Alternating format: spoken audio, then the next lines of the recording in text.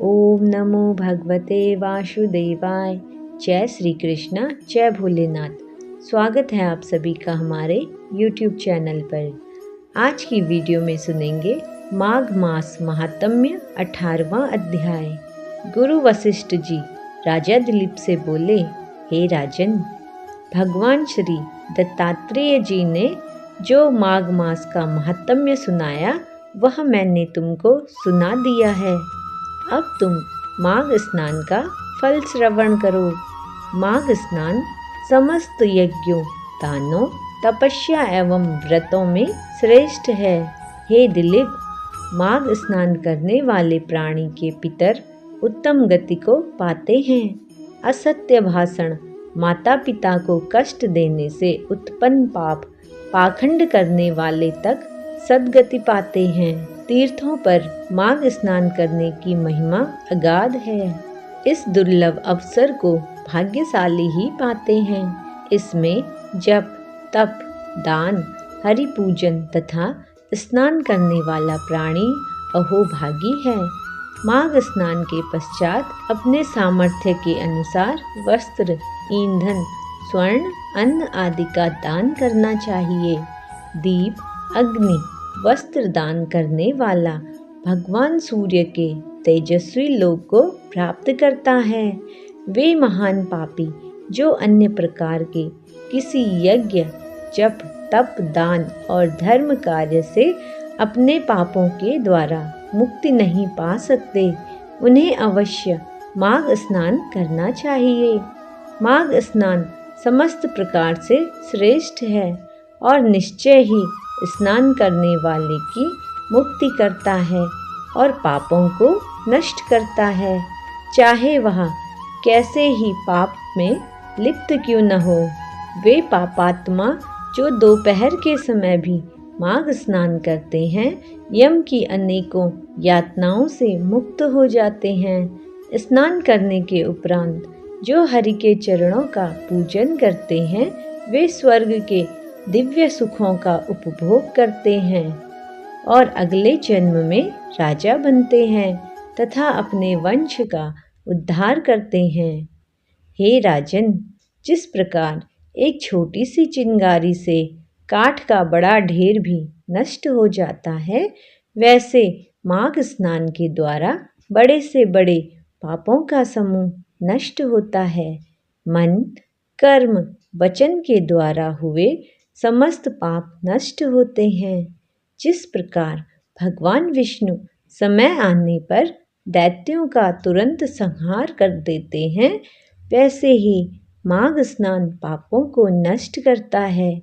चाहे किसी भी कारण से यदि कोई प्राणी माघ स्नान कर लेता है तो उनके पाप नष्ट हो जाते हैं। गंधर्व कन्याएं श्राप भोग रही थी, तब दया करके लोमश ऋषि ने स्नान का फल बताया और उनका उद्धार किया। इतनी कथा सुनकर राजा दिलीप ने गुरु वशिष्ठ जी से पूछा, हे भगवान, उन गंधर्व कन्याओं को किस कारण श्राप मिला और उनका क्या इतिहास है, सुनाने की कृपा करें। तब धर्म में राजा की श्रद्धा जान वशिष्ठ जी बोले, हे राजन, तेरा यह प्रश्न उत्तम है। धर्म में जिज्ञासा देखकर मैं तेरे इस प्रश्न का इतिहास सुनाता हूँ। प्रमोदनी, सुशीला, सुस्वरा, सुतारा और चंद्रिका नामक 5 गंधर्व कन्याएं थीं। उन सभी के पिता गंधर्व थे और ये कन्याएं समान आयु और रूप में एक दूसरे से अधिक सुंदर थी।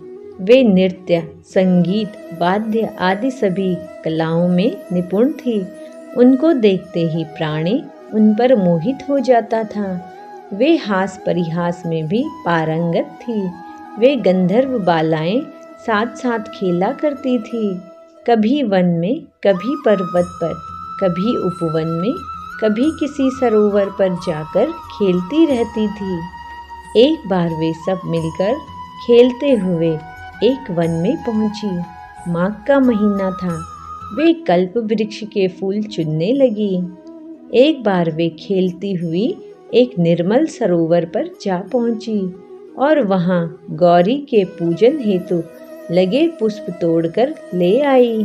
जल सरोवर के उस शीतल जल में उन्होंने स्नान किया और खेल ही खेल में पार्वती की प्रतिमा बनाकर उनका पूजन किया और फिर उस प्रतिमा के आगे नाचने और गाने लगी।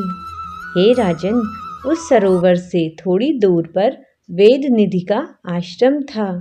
संयोग से उसी समय उसका पुत्र अग्निमय उस सरोवर पर स्नान के लिए आया। अग्निमय ब्रह्मचारी था। वह परम सुंदर और पुष्ट था। उसे आता देख वे गंधर्व कन्या सोच में पड़ गई।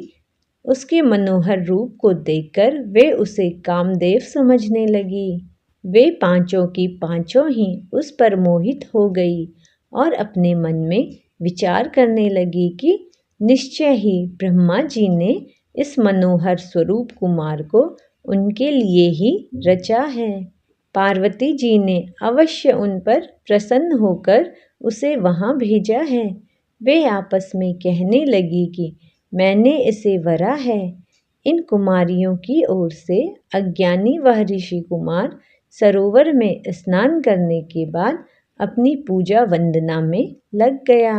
जब वह समस्त क्रियाओं से निवृत्त हुआ तो उसके कानों में गंधर्व कन्याओं की बातें पड़ी। वह मन ही मन विचारने लगा कि आज महान अनर्थ हो गया जो वह इन कन्याओं के समीप आ गया। स्त्री की माया बड़ी विचित्र होती है। वह देवताओं तक को मोहित करके अपने धर्म से डिगा देती है। इस प्रकार सोच विचार कर ऋषि कुमार ने उन सुंदरियों से अपनी रक्षा के लिए अपने को योग बल के द्वारा अंतर्ध्यान कर लिया। जब उन कन्याओं ने उस युवक को नहीं देखा तो वे अधीर हुई। वे उसे चारों ओर अधीर होकर खोजने लगी, परंतु वह उन्हें कहीं नहीं मिला। वियोग के कारण दुखी उन कन्याओं ने इंद्रजाल अथवा कोई माया जाल जान घर लौटने का निश्चय किया। विरह से तृप्त बहुत विलंब करके जब अपने घर पहुंची तो उनकी माताओं ने उनसे देर से आने का कारण पूछा और उनके चेहरों पर विषाद चिन्हों को देखकर तरह तरह के प्रश्न पूछने लगी। गंधर्व कन्याओं की माताओं के प्रश्न के साथ ही 18वें अध्याय का समापन हुआ। आगे की कथा हम आपको अपनी अगली वीडियो में सुनाएंगे। उम्मीद करते हैं आपको आज की कथा अच्छी लगी होगी। तो इसी के साथ वीडियो को लाइक और चैनल को सब्सक्राइब करना ना भूलें। जय श्री कृष्ण।